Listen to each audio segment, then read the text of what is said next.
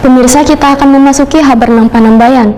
Di momen peringatan Hari Guru Nasional tahun 2021, ternyata masih banyak guru dan tenaga pengajar di Banjarmasin masih jauh dari kata sejahtera. Hingga wayah ini banyak guru dan tenaga pendidik yang sudah mengabdi hingga 15 tahun namun masih menjadi tenaga pengajar honorer. Dikarenakan dalam beberapa tahun ini kadada pengangkatan status guru honorer.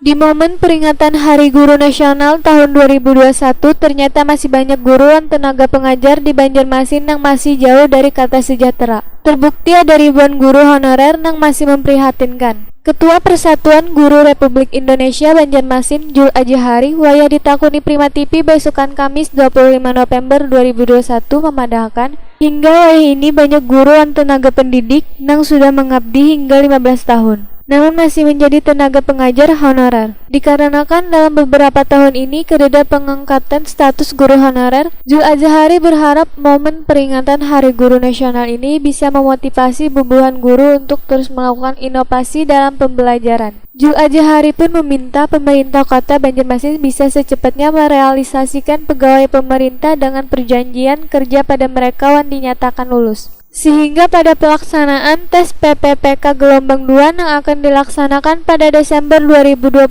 mendatang akan semakin banyak jumlah guru honorer yang dinyatakan lulus dikarenakan jumlah guru di setiap sekolah di Banjarmasin masih sangat sedikit. Karena dalam beberapa tahun yang telah lalu ini kan belum ada pengangkatan. Makanya untuk saat ini kita berharap ke pemerintah kota khususnya bisa secepatnya untuk merealisasikan P3K khususnya yang sudah selesai atau sudah dinyatakan lulus, dan alhamdulillah nanti mungkin masuk lagi nanti gelombang kedua yang masih kita tunggu pelaksanaan tesnya begitu.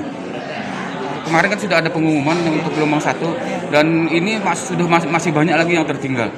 Dalam jumlah kuota yang ada kemarin hampir berapa 63 juta sekian, itu kalkulasi khususnya untuk Kota Madia, pemerintah Kota Madia itu masih kurang. Oke. Jadi kita berharap supaya nanti gelombang kedua lebih banyak lagi yang direkrut atau yang diberikan kesempatan untuk mengikuti tes.